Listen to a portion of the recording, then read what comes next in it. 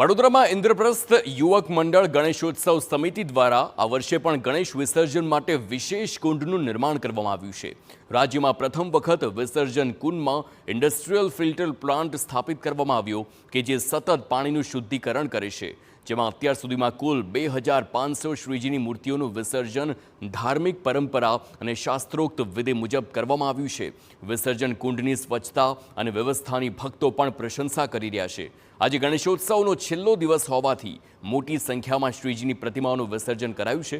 ગણેશ વિસર્જન દરમિયાન ભક્તો પણ ભાવુક થયા હતા।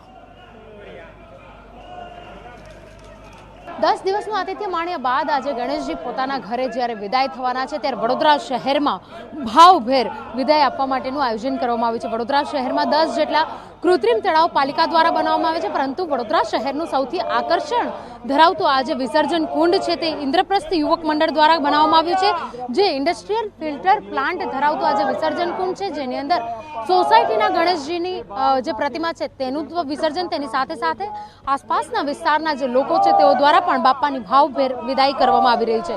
ઉલ્લેખનીય છે કે પ્રથમ એવો કુંડ છે કે જ્યાં આગળ ઇન્ડસ્ટ્રીયલ ફિલ્ટર પ્લાન્ટ લગાવવામાં આવે છે। 1500 થી વધારે આ મૂર્તિઓ આની અંદર વિસર્જન થઈ શકે તે પ્રકારનું આયોજન કરવામાં આવ્યું છે। ભાવભેર વિદાય 10 દિવસનું ભગવાનને આતિથ્ય આપ્યા બાદ હવે જ્યારે ભક્તો ભાવભેર વિદાય આપવા માટે તૈયાર છે ત્યારે વિસર્જન કુંડની અંદર ગણપતિ બાપ્પા મોરિયાની સાથે જ જે ગણપતિ બાપ્પાની જે વિદાય છે તે કરવામાં આવી રહી છે।